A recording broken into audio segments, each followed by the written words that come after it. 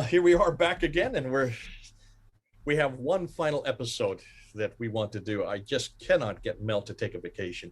He just wants to pour out all this new material, and he's coming up with so much. It's overwhelming all of us. I'm sure we're all agreed on that point. This time, what Mel wants to do is he wants to look at, see, how did Islam, how did it become what it is? What was it before? Or where was it before? Or who was it before? So, Mel, there you are, smiling as ever, and you, Yeah. in the middle of your vacation, you now are going to tell us who were these Ishmaelites, these Hagarenes, as they're well known, and why then did they then move into what we now know today is Islam? Help us here. Give us some Yeah. background. Yeah. So I suppose a kind of a useful word to use maybe for the group called the Saracens in the 7th century might be proto-Islam as opposed to Islam, because really it's Abdul Malik that really brings Islam out of nowhere. But there was something there beforehand, and essentially it was a religion without the cult of Muhammad, and there were a few other little things that were different about it as well. But essentially, this was an ancient sect. It may have been a collection of different sects competing with each other.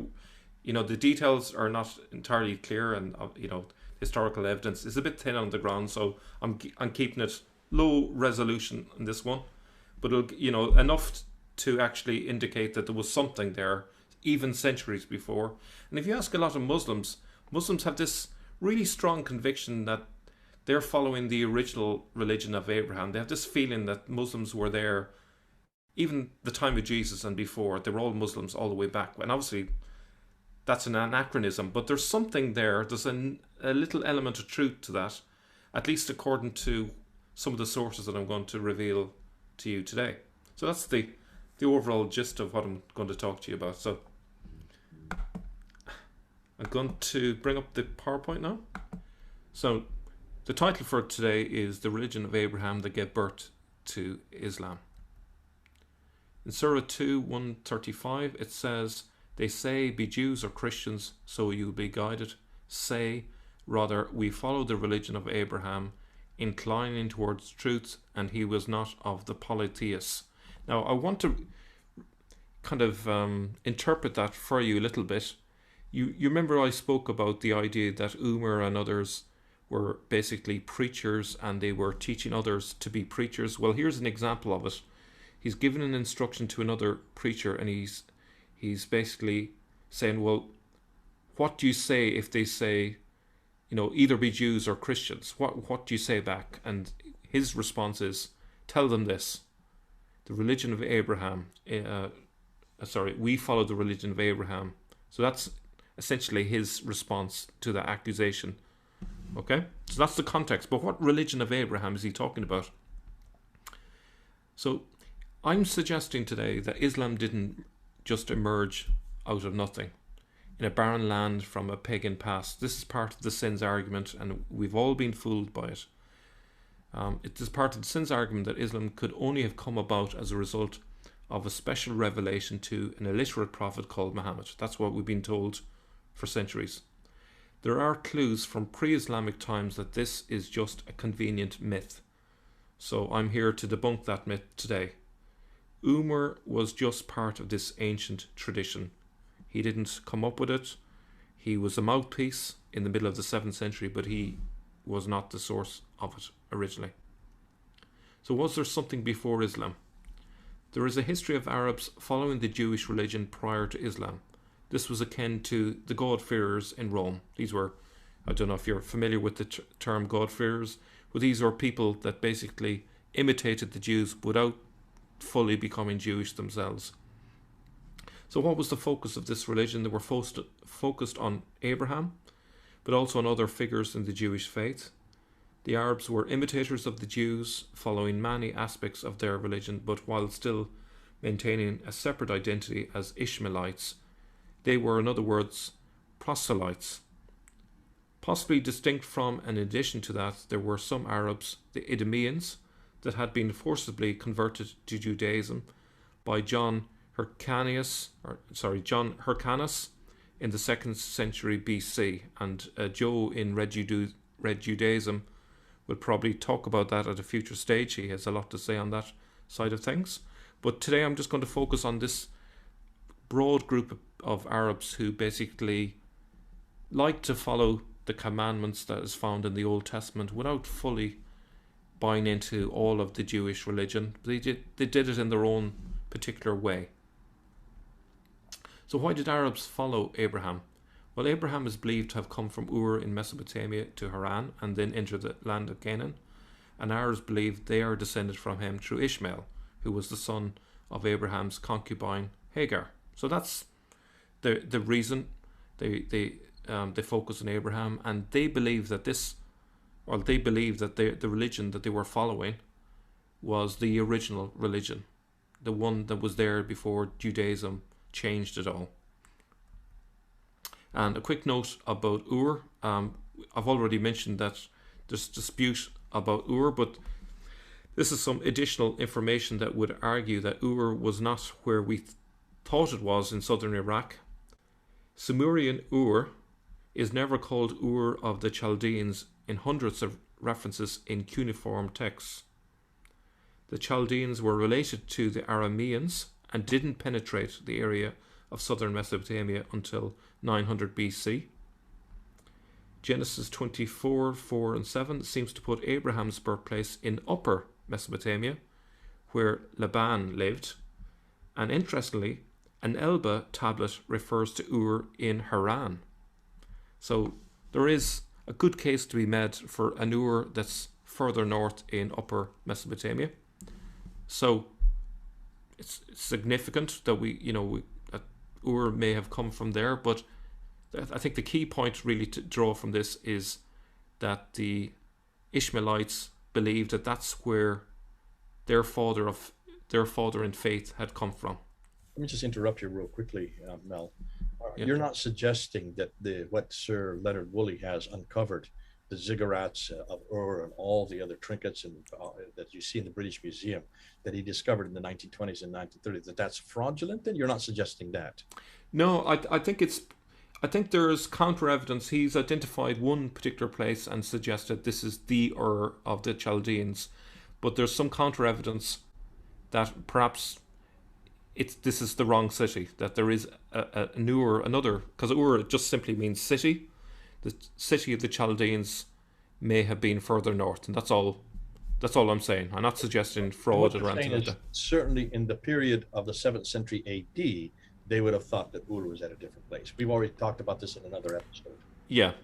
Now there seems to be, if you look at it, there seem to be two separate traditions. If you go to Turkey in Şanlıurfa today, you'll find plenty of tour guides that will swear that this is where Abraham was born. And if you look at the Islamic tradition, you'll actually see a story that Abraham went to Mecca riding on a flying horse coming from Armenia, of all places, which is way up there in northern Mesopotamia or north of Iraq, that location. So I think centuries ago they just didn't know, and they had different traditions claiming that's where he came from. Okay. Now, Sozomenos, a church historian from the 5th century, gives us some information about the Arabs in the past, which is very helpful. He's writing about the history of the church during the years of 323 to 425. And he mentions in chapter 4 that the Arabians, even way back then, had a devotion to the oak of Mamre, the place to where the angels appeared to Abraham. So you can see that there was some cult around Abraham among the Arabs even back then. He seems to imply that the Arabians were doing it for pagan reasons. So let's have a look before we do so. So the arrows pointing to Hebron, and near Hebron is this oak of Mamre, which I think is still in existence today, as far as I know. Okay, now this is quite a long bit, but let's just go to this bit here, and you can read the rest of it yourselves. Indeed, this feast is diligently frequented by all nations, by the Jews because they boast of their descent from the patriarch Abraham, by the pagans because angels there appeared to men, and by Christians because he who for the salvation of mankind was born of a virgin afterwards manifested himself there to a godly man. I think This last bit I should explain. This is a theophany. Now, in the context, for people who don't know what that means, it's the appearance of God in human form. yeah. So now perhaps Sozomenus has a negative view of the Arabs here, but he labels them here in the context as pagans. Now, whether he's been fair to them or not is disputable. But elsewhere, he seems to lean more towards the idea that they were in some ways imitators of the Jews. Okay, so against that idea that he thought they were pagans, he also gives us another idea that kind of leans more towards the idea that they were imitators of the Jews. So this is in chapter 38. He says, "This is the tribe which took its origin and had its name from Ishmael, the son of Abraham, and the ancients called them Ishmaelites after their progenitor. As their mother Hagar was a slave, they afterwards, to conceal the opprobrium of their origin, assumed the name of Saracens, as if they were descended from Sarah, the wife of Abraham." So that's interesting there. He's suggesting that they call themselves Saracens to try and pretend that they are descendants from Sarah instead of descendants from Hagar, which is, whether true or not, it's interesting that this is what was being said in the 5th century. Such being their origin, they practiced circumcision like the Jews, refrained from the use of pork, and observed many other Jewish rites and customs. This sounds exactly like Islam, doesn't it? If indeed they deviate in any respect from the observances of that nation, it must be ascribed to the lapse of time and to their intercourse with the neighbouring nations. So he's suggesting that they were trying to copy the Jews, but occasionally they kind of moved away from the customs because of interacting with presumably other pagan nations. Okay. Now he goes on to explain further how that ancient religion then developed. He says Moses, who lived many centuries after Abraham, only legislated for those whom he led out of Egypt.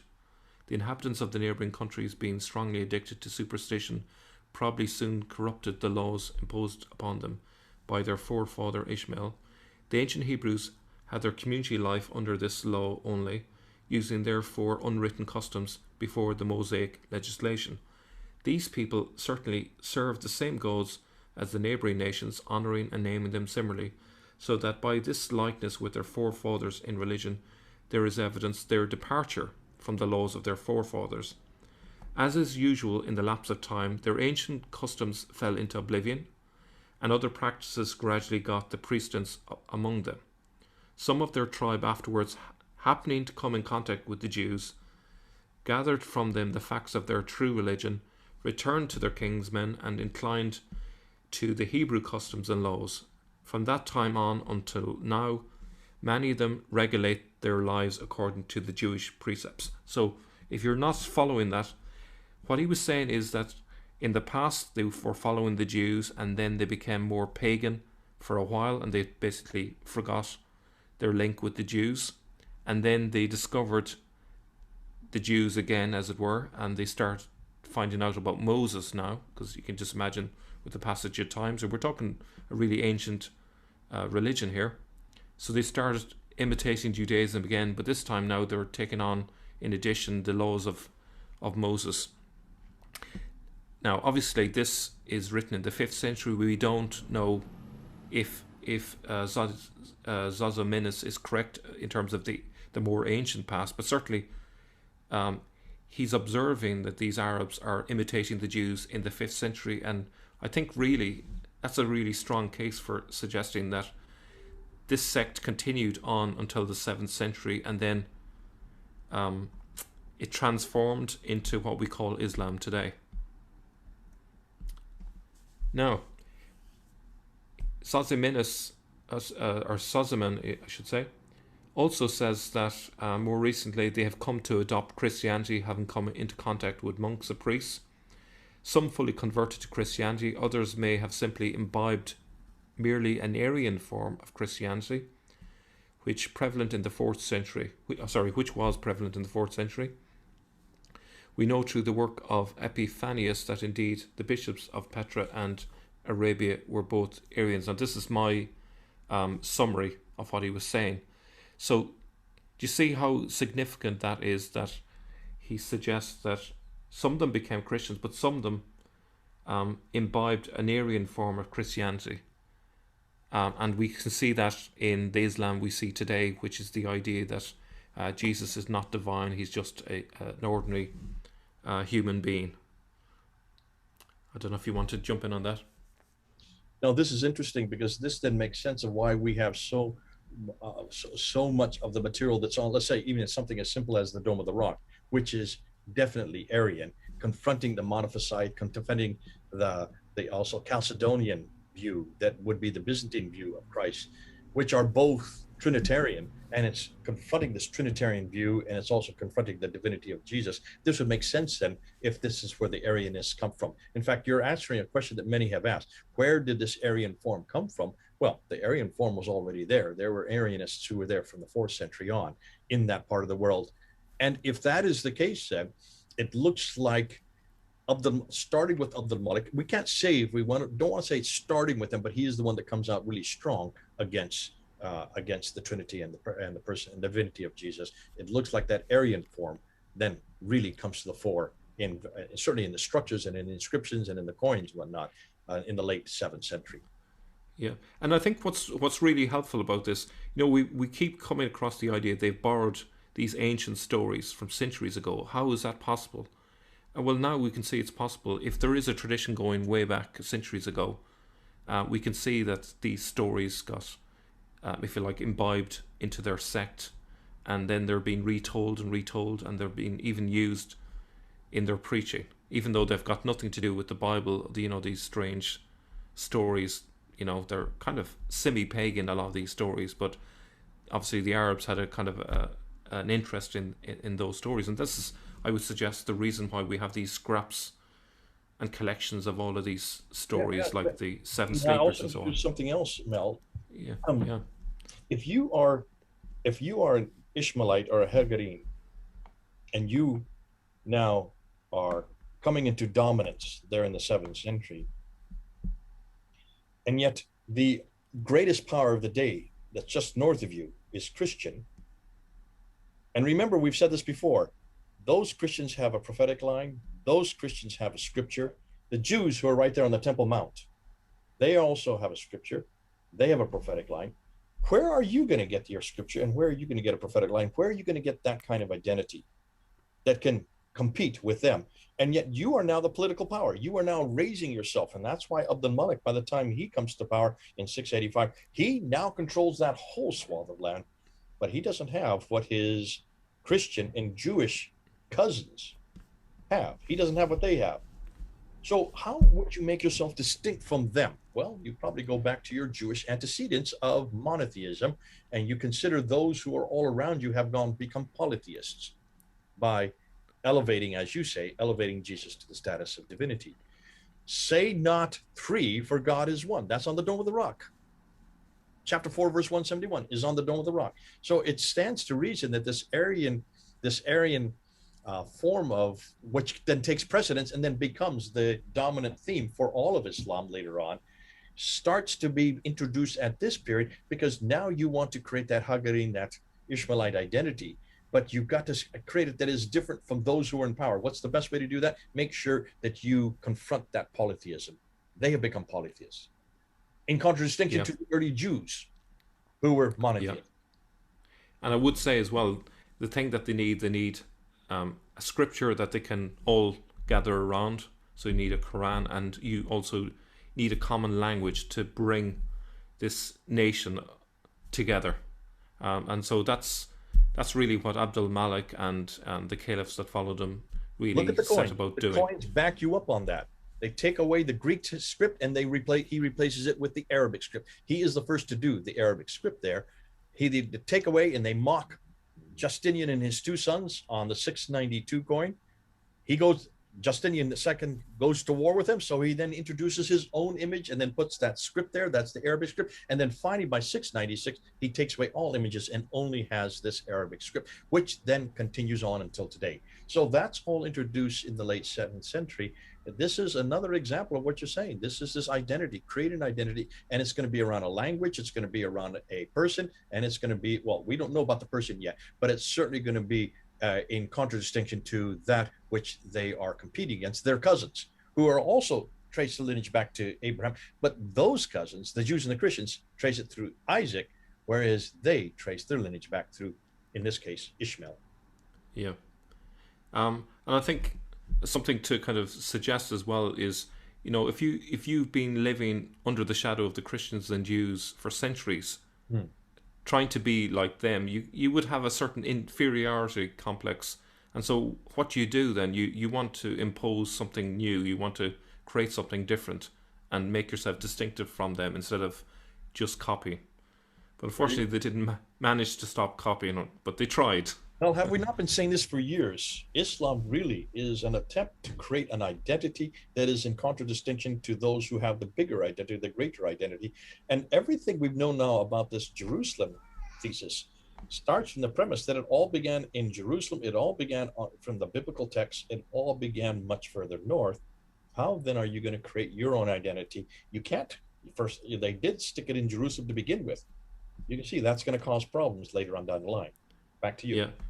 You could see, just to follow your point there, you can see if they've been following the Jewish and Christian scriptures for centuries, you can see why then Jerusalem is so important to them, why they must have that Temple Mount and have it for themselves, even if it means driving the Jews from the Temple Mount. And they have been keeping the Jews even to this day. If Jews want to go to visit the Holy of Holies, they're not allowed to go in there. So it's part of that. So let me just, next slide. So there's a continued interest in Abraham in the 6th century, and evidence for that can be found in terms of rock inscriptions. A thing that I like, the name Abraham has been found 74 times on 6th century inscriptions at Nasana near Gaza. The name was being used for people's names. Obviously, one way of showing that you revere someone is to call your children that name, and we can see that in the 6th century. And then there's evidence from the Mishnah. We get a strong hint of Arabs taking on Jewish practices in this short piece from the Mishnah. It says, all bloodstains that come from Rechem are clean. Rechem is another name for Petra. So here comes Petra. Rabbi Judah declares them unclean because the people who live there are proselytes, though misguided, which I presume he's referring to the Arabs. Those that come from non-Jews are clean. Those that come from Israelites or from Samaritans, Rabbi Meir declares them unclean, but the sages declare them clean because they are not suspected in regard to their stains. So that's interesting that there's a reference to the Arabs as proselytes in Petra, of all places. So, as I say, it's not clear if this is... I should just emphasize Rechem is one possibility. Petra is one possibility for Rechem. I think this is probably the most known place that's called also Rechem. It's not clear if this Rechem is the Rechem that has been identified as Petra by Epiphanius, but there is at least a good likelihood that those proselytes were Arabs. Now, we've seen this on a number of occasions now when we've been looking at the Jerusalem thesis.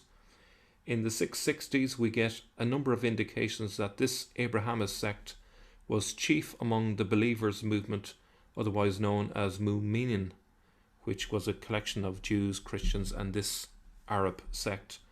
Sabius says the following: having located the spot called the Holy of Holies, they constructed their place of prayer for themselves with the foundations and superstructure.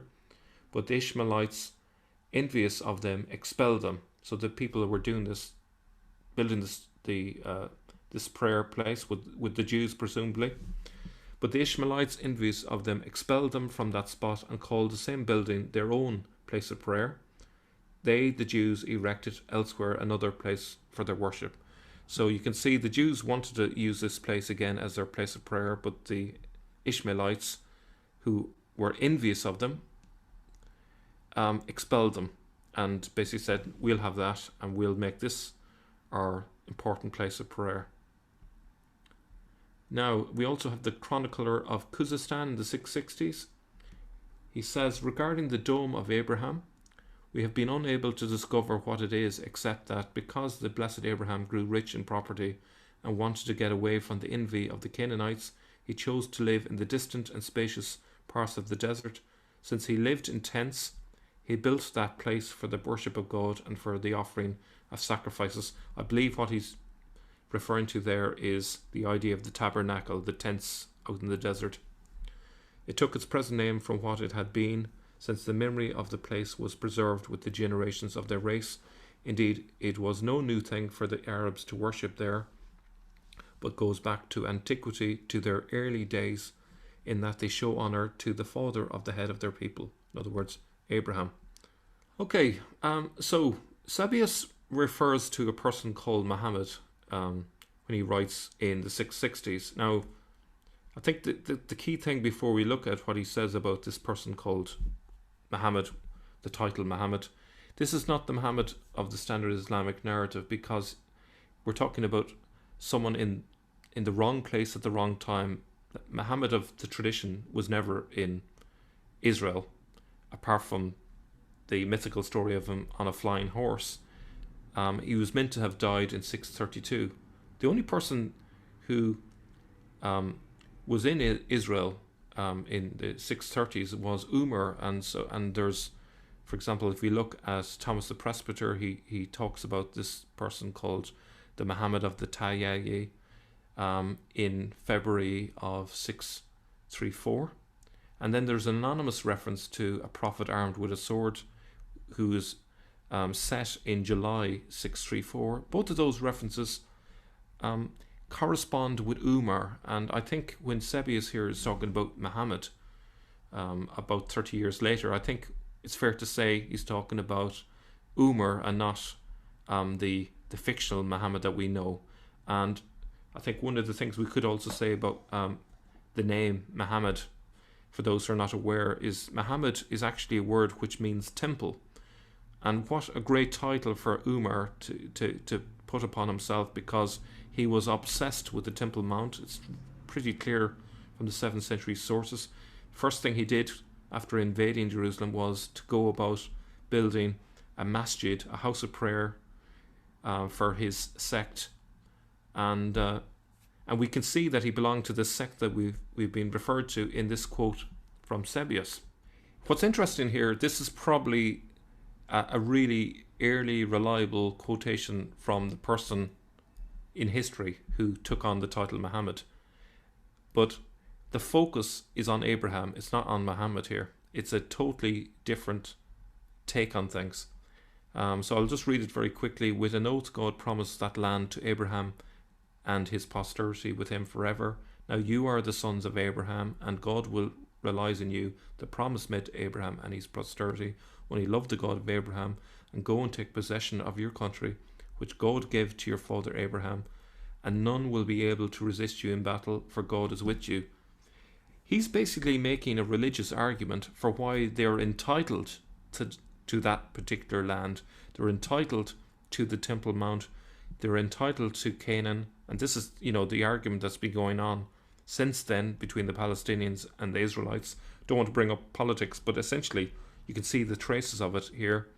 He's saying, well, we're also a descendant of Abraham, and if God has promised this land to Abraham, then we're entitled to it. And so he uses it as a clever argument to justify why they're entitled to conquer these lands armed with a sword. Now, so as I said, the historical person who built the original masjid on the Temple Mount, as we've said before, was Umar in 634-644. The Doctrina Jacobi refers to an unnamed prophet armed with a sword in 634, and Thomas the Presbyter refers to the Tayyaye of Muhammad east of Gaza in 634. So this all ties together nicely. This is Umar, not the Muhammad of the Sen. So was Umar the person called Muhammad? I would suggest this is who it was. Now, if we turn to the important stations of Abraham in Israel, the phrase Station of Abraham is found in the Quran. This is a place where Abraham had been in his lifetime. So we look at first one here, Shechem. Upon coming to Canaan, Abraham first settled in Shechem. We saw that there's a Qibla underneath the Dome of the Rock pointing north from Jerusalem. So they're acknowledging that importance even under the Dome of the Rock. Mount Moriah, this is where Abraham attempted to offer Isaac in sacrifice. We can now see and understand why this group of Saracens, when they invaded Jerusalem, what did they want to do? They wanted to build a house of prayer where Abraham had offered Isaac in sacrifice. So it makes logical sense now that we kind of considered the centuries before that time. And then we have the Oak of Mamre. It's where Abraham met the three angels. So this is another station. And then finally we have Beersheba. This is where Abraham sent Hagar and Ishmael out into the desert. So as you can see, it's all way up there in the north. And I think really when you gather all of that together, we can now start to see how Islam didn't just come out of thin air. We can see the history. We can see what happened logically in the 7th century with Umar invading Jerusalem, building the masjid.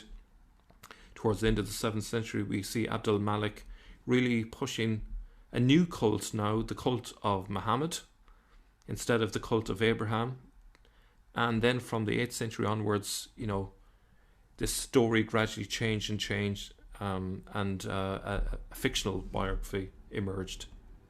So my conclusion is Islam emerged out of a pre-existing sect or sects that followed Judaism in their own distinctive way. The cult around the Muhammad figure was just an appendage that was added on in the latter half of the 7th century, possibly in response to Umar's untimely demise, which is he got assassinated in 644.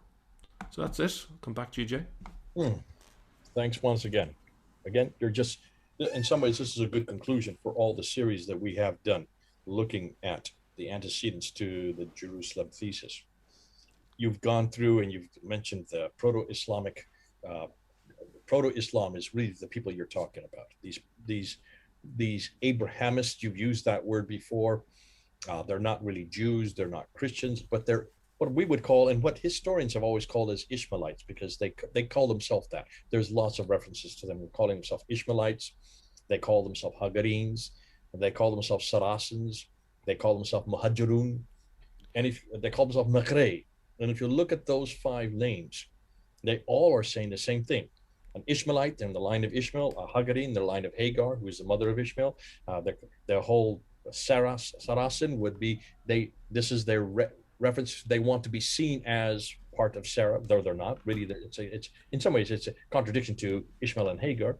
The whole thing with Maghreb with people of the Gharib, people of we used to always say it's the Maghreb, but it isn't actually. It's not what it is. We now know that it's the people of Hagar, people of Hagar, which is again Hagarine, and then of course Muhajirun are people who are always on the movement. They are nomadic. And exactly like Abraham. Just like Abraham, they were nomadic. Now, so if that is the case, it stands to reason what you're doing here is that these people had an identity that was, they didn't really have an identity. This is a problem with identity. You need to have identity built on some historical figure or some historical context or place or a historical book. People, the place in the book. And in Fascinating, you can see these people who are now taking over and getting stronger and stronger and stronger. Now they've become the Umayyad Caliphate with Muawiyah. How are they going to create this identity? Where are they going to go through? And you look back and you said, if you look back, you will see that sometimes they mimicked the Jews. Sometimes they came alongside the Jews. Sometimes they were pagan, but they seem to have gone from pro-Jew to pagan, then come back to pro-Jew again. So they're imitators of Jews. Fascinating, even to the point of even wanting to be in the line of Sarah. So that's why they call themselves Saracens. They circumcised themselves like the Jews did. They didn't eat pork like the Jews did. And then some became Christians. Others then became Arian against the Christians. And it's the Arians that I would suggest are the ones that actually started dominating. You mentioned the bishops that were actually Arian in the 7th century. Yeah.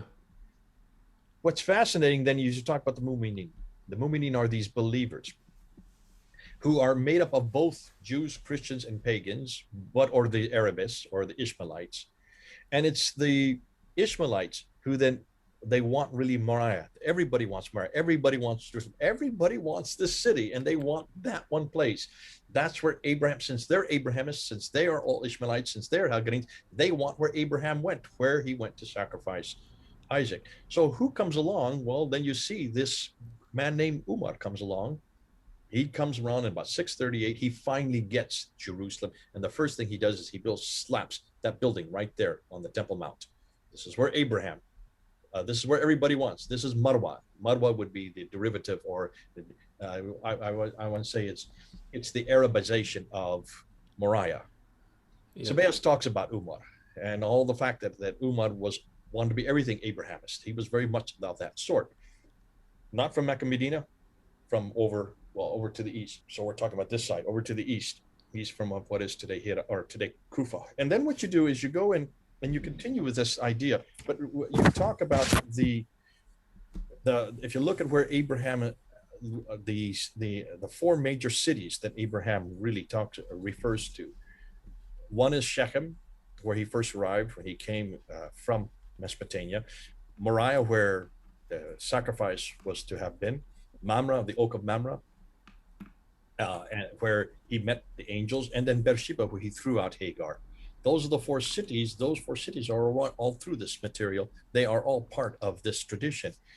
And it is this guy, Umar, that we're coming more and more to, that we're focusing more and more on, because of the fact that he was the one that Sabaeus is talking about. He is the one that Thomas Presbyter is talking about. He is the one that the Doctrine Iacobi seems to be referring to. These are all 7th century documents. They all seem referring to this guy named Umar, whose nickname or epithet could be Muhammad the Praised One, or, as you say, the temple. That's a whole new other understanding of this name, Muhammad, the temple itself. And what does he do? He starts and slaps his structure up there.